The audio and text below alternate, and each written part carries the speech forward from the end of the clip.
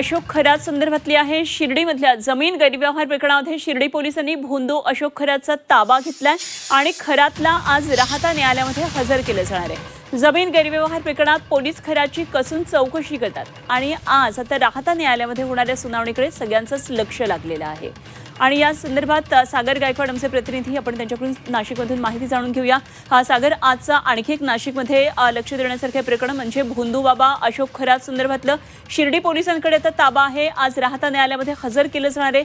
कल्पना खरात, त्याची बायको सुद्धा यामध्ये आरोपी होती। आज काय काय नेमके या संदर्भातल्या कोर्टातल्या घडामोडी असतील?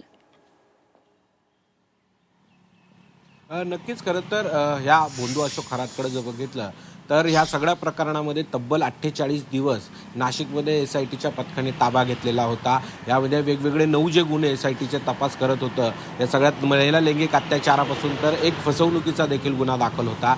या सगळ्यांची चौकशी संपल्यानंतर काल नाशिक सत्र न्यायालयाकडून शिर्डी पोलिसांनी या संदर्भामध्ये अर्ज दाखल केलेला होता। या अर्जाला न्यायालयाने मंजुरी देत काल दुपारच्या सुमारास या अशोक खरातचा शिर्डी पोलिसांनी ताबा घेतलेला आहे। काल रात्री अशोक खरात हा शिर्डीमध्ये दाखल झालेला आहे आणि आज त्याला फसवणुकीच्या गुन्ह्यामध्ये राहता न्यायालयामध्ये हजर करण्यात येणार आहे। हा जो गुन्हा आहे हा सावकारीचा आणि फसवणुकीचा गुन्हा आहे। यात विशेष म्हणजे अशोक खरातसह त्याची जी पत्नी आहे तिच्यावरती हा गुन्हा दाखल आहे। एकूण 4 हे याच्यामध्ये आरोपी, यातले 3 जण अटकेत आहे आणि ही जी कल्पना खरात आहे ती अजून देखील फरार आहे। हिचा देखील पोलीस शोध घेत असताना मात्र पोलीस जे आहेत ते हिचा शोध घेत आहेत। मात्र यात अशोक खरातला आता न्यायालयात आज राहता न्यायालयात हजर करण्यात येणार आहेत। या पोलीस कोठडी मिळते की नेमकी अजून काय नेमकी बाबी समोर येतात हे पाहणं महत्त्वाचं जरी असलं तरी नाशिकमधल्या SITच्या तपासानंतर आता राहता